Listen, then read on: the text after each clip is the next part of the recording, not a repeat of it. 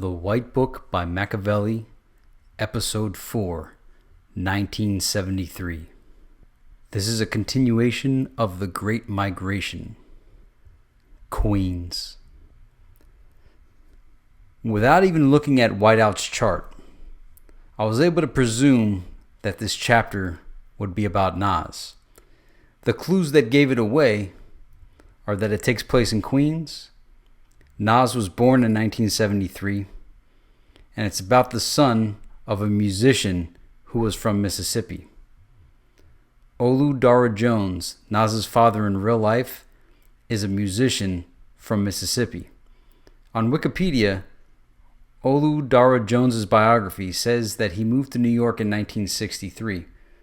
The book here starts with, it was 1951 when Pops and his family arrived in New York. Now, what was accurate was the age of Swang. If Swang is Olu Dara Jones, it says that Swang was 10 years old in 1951. Olu Dara Jones's biography says he was born in 1941. So 1951 minus 10 is 1941. So that date is accurate. And we can presume this is, in fact, the Nas chapter. I know these are fictional characters. I'm just pointing these out for the fanatical OCD persons who are attempting to research the characters. I'm also trying to demonstrate that I have a laptop right next to the book as I read.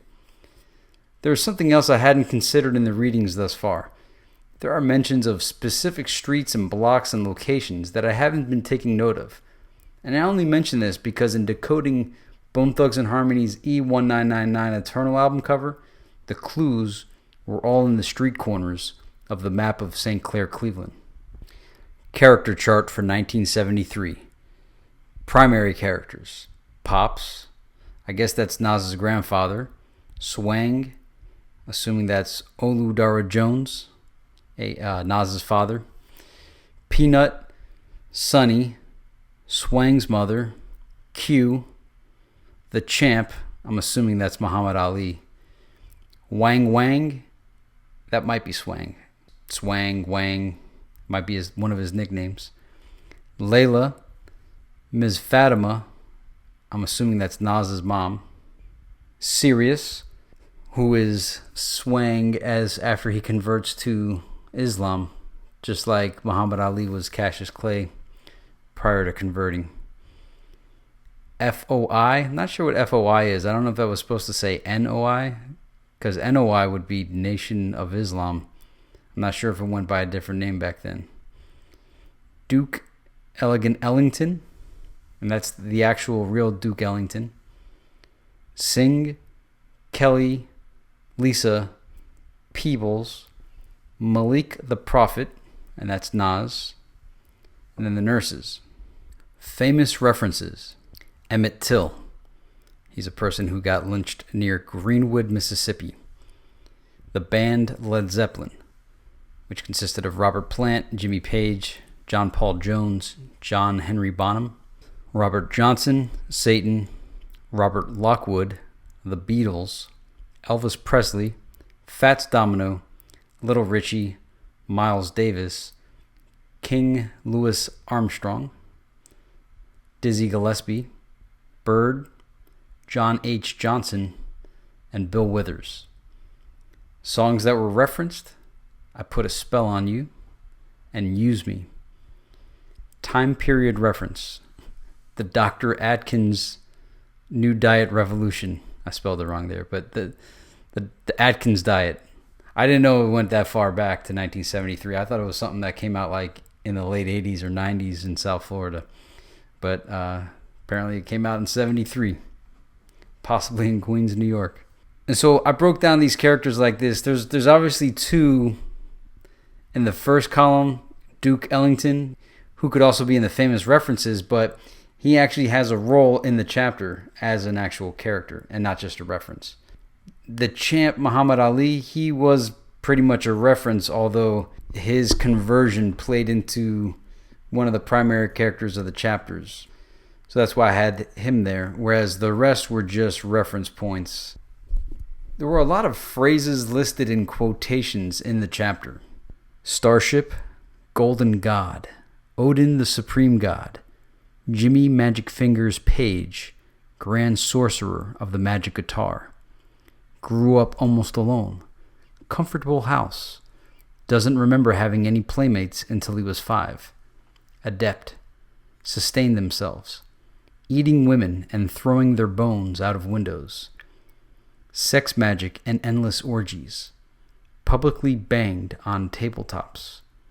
One girl raved dementedly about the guitarist's prowess with a whip.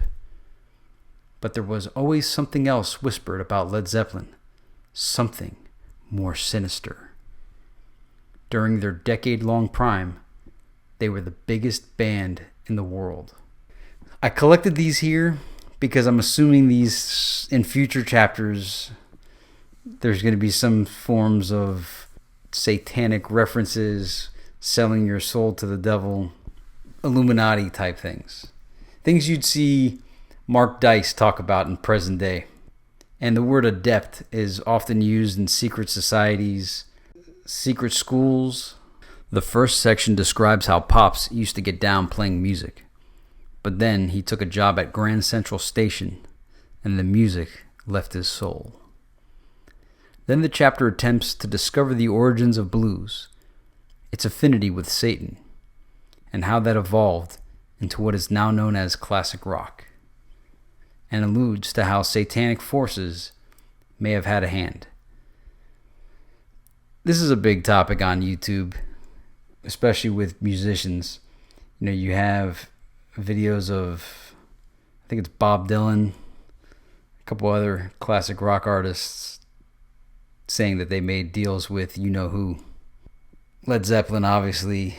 I mean, Jimmy Page's home, I think, is Aleister Crowley's old house, possibly.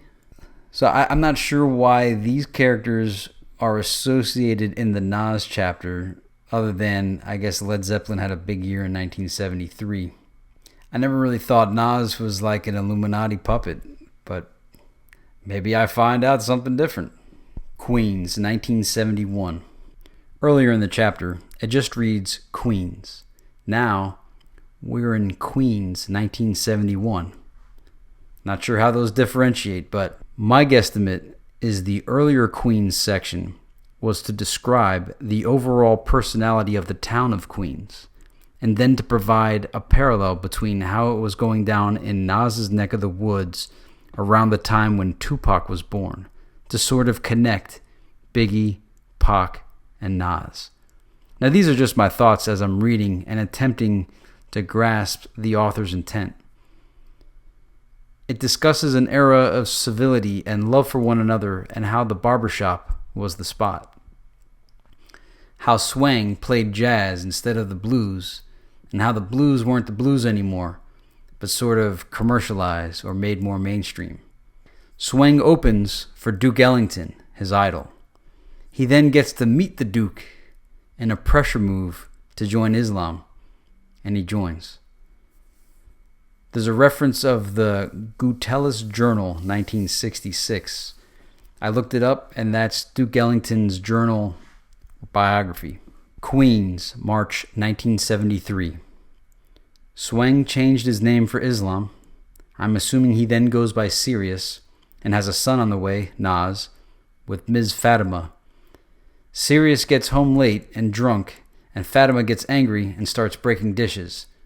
She thought that Sirius was having an affair because some situations happened with, I forget what the character's name, but he was basically, it was the girlfriend of a guy in his band, and his band showed up late, and then she kind of is like hitting on him. He gives her a hug. She's drunk.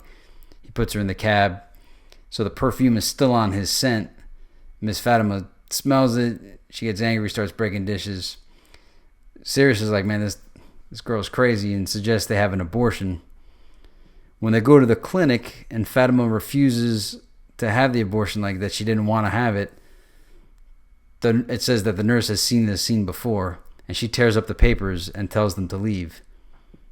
And through that, Nas survives, and Nas is born. You know, you kind of think of that Nas album cover It's like a little kid's face on the front.